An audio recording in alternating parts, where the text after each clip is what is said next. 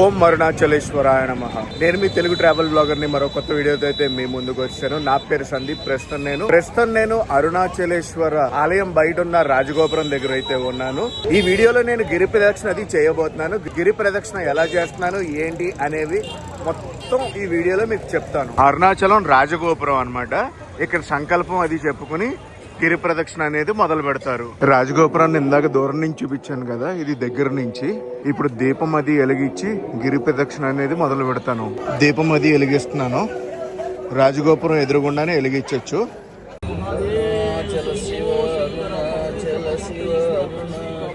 గిరి ప్రదక్షిణకి దారి ఎక్కడికక్కడ మనకి సైన్ బోర్డ్స్ అవి ఉంటాయి. ఈ గిరి ప్రదక్షిణ మొత్తం 14 కిలోమీటర్లు అయితే ఉంటుంది. ఈ గిరి ప్రదక్షిణలో ముఖ్యంగా మనం గమనించాల్సింది ఏంటంటే అష్టలింగాల దర్శనంతో పాటు కొన్ని శక్తివంతమైన ప్రదేశాలని సందర్శించాలి. అష్టలింగాల్లో మొదటి లింగమైన ఇంద్రలింగం దగ్గరికి అయితే వచ్చాం.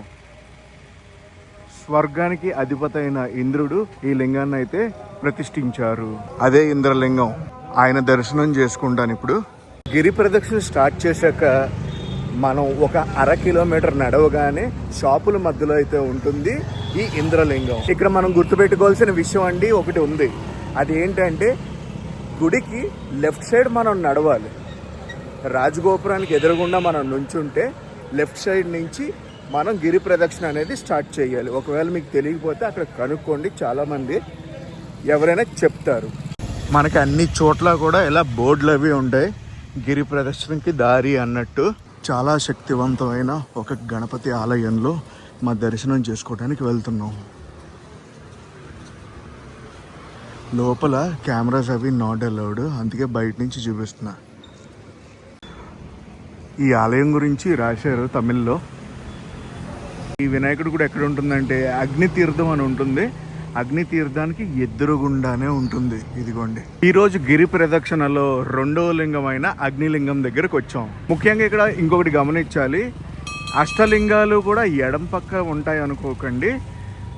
7 లింగాలు మటుకు ఎడం పక్క ఉంటాయి. ఓన్లీ అగ్నిలింగం కుడి పక్కన ఉంటుంది. మిగతా అన్ని లింగాలు ఎడం పక్క ఉంటాయి. అగ్నిలింగం ఒకటే కుడి పక్క ఉంటుంది. ఇలా లోపలికి వెళ్ళాలి అగ్నిలింగానికి. ఇంకా గిరి ప్రదక్షిణ మనకి 12.2 కిలోమీటర్లు అయితే ఉంది. 2వ లింగమైన అగ్నిలింగం సాక్షాత్తు ఆ అగ్నిదేవుడు ప్రతిష్ఠించిన లింగం. మనకి చాలా ఆశ్రమాలు అవి ఉంటాయి అరుణాచలంలో. శ్రీ శేషాద్రి స్వామిగల ఆశ్రమం ఇది. కాళీమాత గుడి ఉంటుంది. ఆవిడ దర్శనం చేసుకోవడం మర్చిపోకండి. అగ్నిలింగం దాటగానే ఎడం పక్కన ఉంటుంది ఈ కాళీమాత అమ్మవారి గుడి. కాళీమాత ఆలయం దాటగానే దక్షిణామూర్తి ఆలయం అది వస్తుంది. ఇక్కడ కూడా దర్శనం చేసుకోండి. ఇదే రమణ మహర్షి ఆశ్రమం. లోపలికి వెళ్ళి ఒక 10 నిమిషాలు అలా కూర్చుని వస్తారు. లోపలికి వెళ్ళాను, ఒక 10 నిమిషాలు కూర్చుని ధ్యానం చేసి బయటకు అది వచ్చా. Must visit place. ఇదిగోండి, మొత్తం ఎక్కడెక్కడ ఏమేమి లింగాలు ఉన్నాయి, ఎక్కడెక్కడ ఏమేమి శక్తివంతమైన ఆలయాలు ఉన్నాయి అనేవి మొత్తం ఈ మ్యాప్ లో ఉంటుంది. ప్రస్తుతం మనం రమణ మహర్షి ఆశ్రమం దగ్గరలో ఉన్నాం కదా. నేను గిరి ప్రదక్షిణ మొదలు పెట్టింది ఉదయం 5 గంటలకి. ఈ గిరి చుట్టూనే మన ప్రదక్షిణం అనేది చేస్తాం. అరుణగిరి 3వ లింగం యమలింగం దగ్గరికి అయితే వచ్చాం. యమధర్మరాజు గారు ప్రతిష్ఠించిన యమలింగం దగ్గరికి వచ్చాం. ఇంకా 10.4 కిలోమీటర్స్ నడవాలి మనం. లోపల వీడియోగ్రఫీ అది నాట్ అలౌడ్, అందుకే లోపల అది చూపించట్లేదు, బయట నుంచే చూపిస్తున్నా. అరుణాచలంలో ఇవి చాలా ఫేమస్. ఇక్కడ మెయిన్ రోడ్ నుంచి డైవర్షన్ అయితే తీసుకుంటాం. డైవర్షన్ తీసుకుని ఇటు సైడ్ వెళ్తాం. గిరివల మార్గం. ఇక్కడ డైవర్షన్ లోనే ఒక వినాయకుడి గుడి ఉంటుంది. ఇక్కడ పక్కాగా దర్శనం అది చేసుకోండి.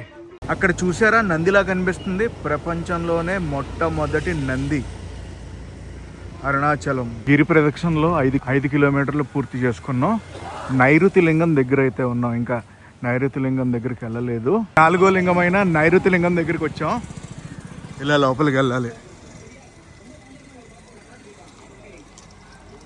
నైరుతి లింగం.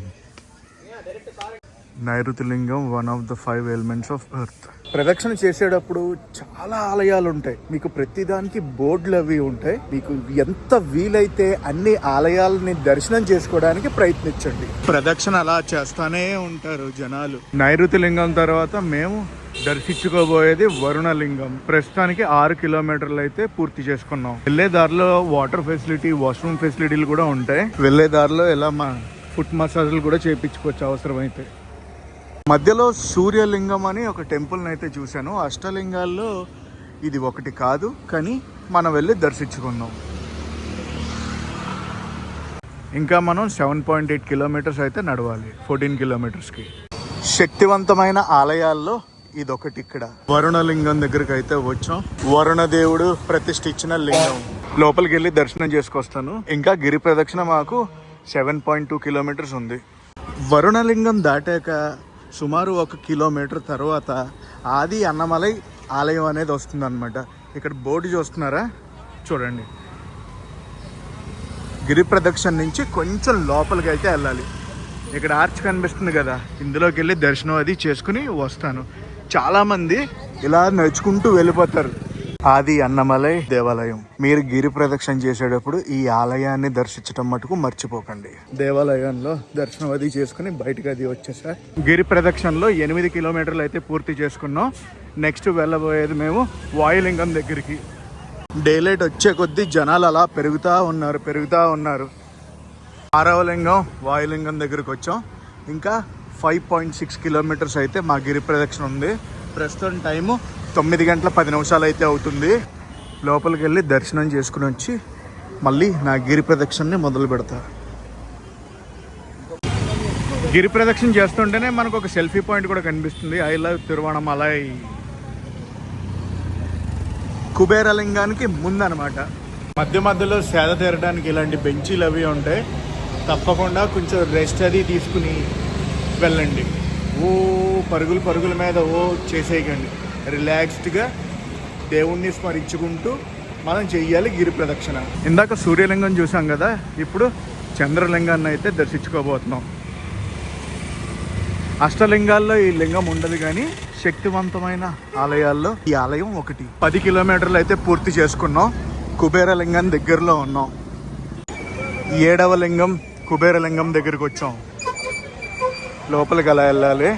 ఇంకా ఇక్కడ నుంచి 3.8 కిలోమీటర్స్ ఉంది మన గిరి ప్రదక్షిణ ముగించుకోవడానికి.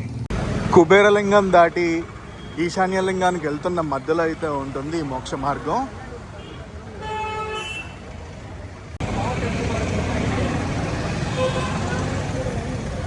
మోక్ష మార్గానికి లైన్ ఉంటుంది. మనం అనుకున్నంత ఫ్రీయే ఉండదు. 11 కిలోమీటర్లు అయితే పూర్తి చేసుకున్నాం. మనం అక్కడ కనిపిస్తుంది కదా, ఆ రూట్లోంచి అయితే వచ్చాం. ఇంకా గిరి ప్రదక్షిణ అనేది కంప్లీట్ అవ్వలేదు. ఈశాన్య లింగ దర్శనం చేసుకున్నామంటే అష్టలింగ దర్శనాలు అవుతాయి. దాని తర్వాత అక్కడి నుంచి మనం ఎక్కడైతే మొదలు పెట్టామో అక్కడికి వెళ్ళి గిరి ప్రదక్షిణని ముగించాలి. అష్టలింగాల్లో ఆఖరి లింగం ఈశాన్య లింగం దగ్గరికి అయితే వచ్చాం. ఇక్కడ దర్శనం అయ్యాక మళ్ళీ నా గిరి ప్రదక్షిణ అనేది మొదలు పెడతాను. గిరి ప్రదక్షిణ కంప్లీట్ అవ్వడానికి ఇంకా 2 కిలోమీటర్లు అయితే ఉంది. అదిగోండి, అలా వెళ్ళి దర్శనం చేసుకోవాలి లోపలికి. 11 గంటల 30 నిమిషాలు అయితే అవుతుంది. గిరి ప్రదక్షిణ చివరికి అయితే వచ్చేసా. ఈయన క్షేత్రపాలికుడు అనమాట అరుణాచలానికి. ఈయన దర్శనం కూడా చేసుకున్నాం ఇప్పుడే. గిరి ప్రదక్షిణ ఎక్కడైతే మొదలు పెట్టానో అక్కడికి వెళ్తున్నాను ముగించడానికి. ఏదో మొక్కనుకుంటా, ఏదో ఉత్సవానికి రెడీ చేస్తున్నారు మొత్తం.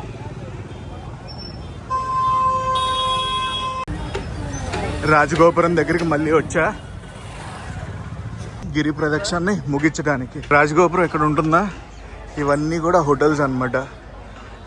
మనం రాత్రి స్టే చేయాలన్నా, 1 రోజు స్టే చేయాలన్నా, 2 రోజులు స్టే చేయాలన్నా ఇక్కడ తీసుకోవచ్చు. ఇక్కడ ఉంటాయి, గుడికి అటువైపు ఉంటాయి, అటుపక్క ఉంటాయి. స్వామి దయతో గిరి ప్రదక్షిణ మొత్తం పూర్తి చేసుకున్నా. ఇదే రాజగోపురం.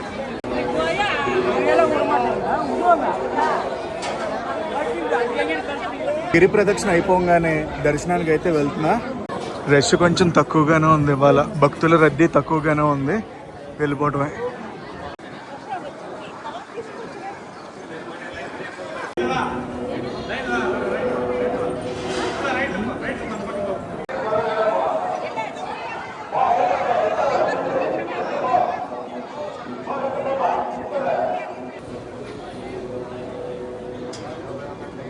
ప్రధాన ఆలయం బయట ఉన్న నందీశ్వరుడు ఈయన. అరుల్ముగు పెద్ద నంది. అరుణాచలేశ్వర దర్శనం అయితే అయిపోయింది. ఆయన దర్శనంతో పాటు అమ్మవారి దర్శనం కూడా చేసుకున్నాను. ప్రస్తుతం టైము 2:15. 11:54 మేమైతే లోపలికి వెళ్ళాం. 2:15 బయటకు వచ్చాం. రాజగోపురం నుంచి లోపలికి వచ్చాం కదా మనం. అదేనండి దర్శనానికి. దర్శనం అయిపోయాక సౌత్ నుంచి ఎగ్జిట్ అవుతున్నాం. సౌత్ గోపురం. గుడి బయటకు వచ్చాక చాలా హోటల్స్ ఉంటాయి. ఏదో ఒక హోటల్ చూసి మీకు బ్రేక్ఫాస్ట్ అయితే బ్రేక్ఫాస్ట్, లంచ్ అయితే లంచ్, డిన్నర్ అయితే డిన్నర్ చేయండి.